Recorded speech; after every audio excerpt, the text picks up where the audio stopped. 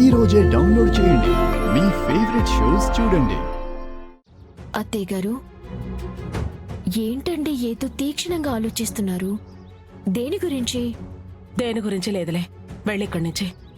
ఏంటండి అత్తయ్య గారు, అత్త మీద కోపం అంట్ల గిన్నెల మీద చూపించినట్టు మీరేదో కోపం నా మీద చూపిస్తారేంటి? సరే, ఏమైందో మీరు చెప్పకపోతేనే నేను అర్థం చేసుకోలేనా? ఇందాక అక్కడ వెల్కమ్ చెప్పిన చోట జరిగిన దాని గురించేగా మీరు ఫీల్ అవుతున్నారు. అందరూ చిన్నత్తయ్య గారే ఏదో సూపర్ అన్నట్టు పొగిడేస్తూ కనీసం మిమ్మల్ని ఒక్కరైనా పట్టించుకున్న పాపాన పోలేదు, అంతేనా? ఆవిడెవరు? ఆ శ్రీలక్ష్మి మిమ్మల్ని మర్యాద లేకుండా తోసేసుకుంటూ వెళ్ళిపోవటం చాలా టూ మచ్ గా ఉంది. అది చూసి నా ఒళ్ళు మండిపోయింది అత్తయ్య గారు. ఈ లెక్కన మీరు ఎంత హర్ట్ అయి ఉంటారో నేను అర్థం చేసుకోగలను.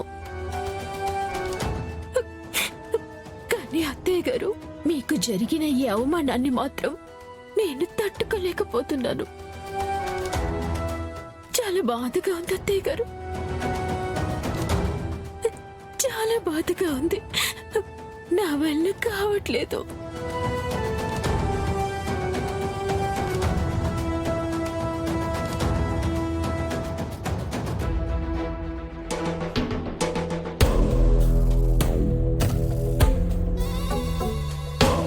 పద వెళ్దాం. పద.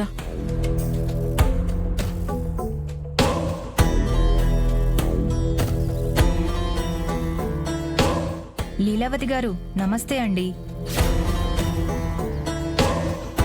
నమస్తే. మేము మన కాలనీలో కైలాస్ రెసిడెన్సీలో ఉంటామండి. ఓ అవునా? మీరు బాగా తెలుసు లీలావతి గారు. మీ ఫ్యామిలీ గురించి, మీ గొప్పతనం గురించి ఎప్పుడూ కాలనీలో ఎవరో ఒకరు మాట్లాడుకుంటూనే ఉంటారు.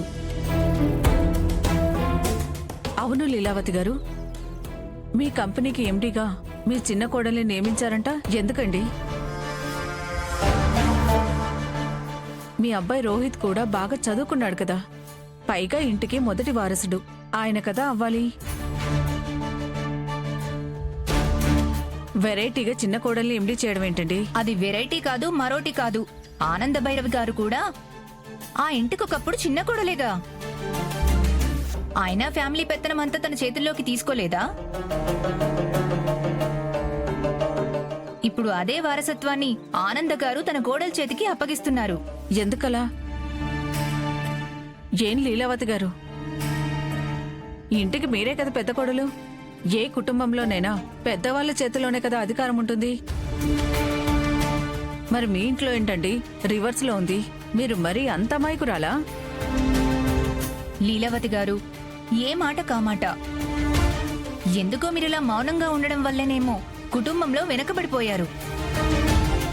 ఇంటితో పాటు కాలనీలో కూడా మీకు దక్కాల్సిన గౌరవ మర్యాదలు ఆ ఆనంద భైరవి గారికే దక్కుతున్నాయి.